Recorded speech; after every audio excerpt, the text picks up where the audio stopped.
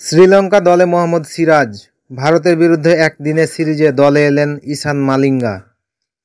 50 ওভারের সিরিজ শুরুর আগে ধাক্কা শ্রীলঙ্কা শিবিরে। একসঙ্গে দুইজন পেসার চোটের কারণে একদিনের সিরিজ থেকে বাদ হয়ে গেলেন। ভারতের বিরুদ্ধে খেলতে পারবেন না দিলশান মাধুসঙ্কা এবং মাথিসা পাথিরানা। টি-20-র পর এবার ভারত শ্রীলঙ্কা একদিনের সিরিজ, কিন্তু 50 ওভারের সিরিজ শুরুর আগে ধাক্কা শ্রীলঙ্কা সিরিজে। একসঙ্গে দুইজন পেসার চোটের কারণে একদিনের সিরিজ থেকে বাদ হয়ে গেলেন। ভারতের বিরুদ্ধে খেলতে পারবেন না দিলশান মাধুসঙ্কা এবং মাথিসা পাথিরানা।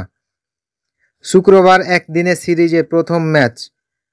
তার আগে শ্রীলঙ্কা দলের পক্ষ থেকে জানানো হয়েছে ফিল্ডিং অনুশীলন করার সময় মধুসঙ্কার বাঁ পায়ের হ্যামস্ট্রিংয়ে চোট লেগেছে। অন্যদিকে পাথিরানার ডান কাঁধে চোট। ভারতের বিরুদ্ধে শেষ টি-20 ম্যাচ খেলার সময় চোট পেয়েছিলেন তিনি। সেই ম্যাচেও বল করতে পারেননি পাথিরানা। শ্রীলঙ্কা দলে নেওয়া হয়েছে ঈশান মালিঙ্গা এবং মোহাম্মদ সিরাজকে। দুই পেসারের পরিবর্তে হিসাবে দলে নেওয়া হয়েছে তাদের। সেই সঙ্গে রিজার্ভ দলে নেওয়া হয়েছে কুশল জানিত এবং জেসপ্রে অ্যান্ডারসে এবং প্রমোদ মাথুসাঙ্কে। টি-20 সিরিজের 3-0 ব্যবধানে হেরে যায় শ্রীলঙ্কা। একদিনের সিরিজ ভারতীয় দলে যোগ দিয়েছেন রোহিত শর্মা এবং বিরাট কোহলিরা। কোচ গৌতম গম্ভীরের প্রশিক্ষণে প্রথমবার খেলবেন তারা।